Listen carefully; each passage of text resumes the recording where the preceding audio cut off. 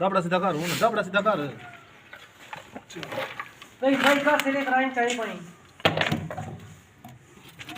चाय ਇਹ ਕੱਲ ਮੋਟਰ ਲੈਣ ਦੇ ਹੂੰ ਉਹ ਤੇਰਾ पा ਉਨੀ ਰੱਖ ਕੇ ਕਰ ਡਰਾਈਵਰੀ तू का ड्राइवर यहाँ पे हाजी कर हाजी कर ड्राइवर चल मना का अगला आया इथे ਪਾ ਕਰ ਕੁਰਸੀ ਇਧਰ ਨੇੜੇ ਕਰ ਲਾ ਭਈਆ ਜਿੱਥੇ ਵੀ ਮੈਂ ਦਬੜਾ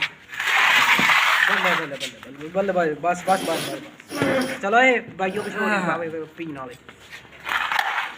ਕੱਪ 50 ਰੁਪਏ ਦਾ ਗਲਾਸ 100 ਰੁਪਏ ਦਾ ਆਪਾ ਭਾਜੀ 50 ਦੀ ਮੈਨੂੰ ਪਹਿਲਾਂ ਦਿਓ ਯਾਰ ਉਹ 50 ਦਾ ਚੱਕਰ ਨਹੀਂ ਕਾਕਾ ਮਾਂ ਕੋ ਜਾ ਕੇ ਪੀ ਸੌਰੀ ਦੇ ਹਟੋ ਕਿੰਨੇ ਹੋ ਗਏ ਨੇ ਬੰਦੇ ਬੰਦੇ ਕਿਨੂੰ ਜੋਗੀ ਇੱਕ ਮਰ ਜੇ ਛੇ ਲਾ ਗਿਆ ਦਾਨਾ ਗਾਂ ਤਿੰਨ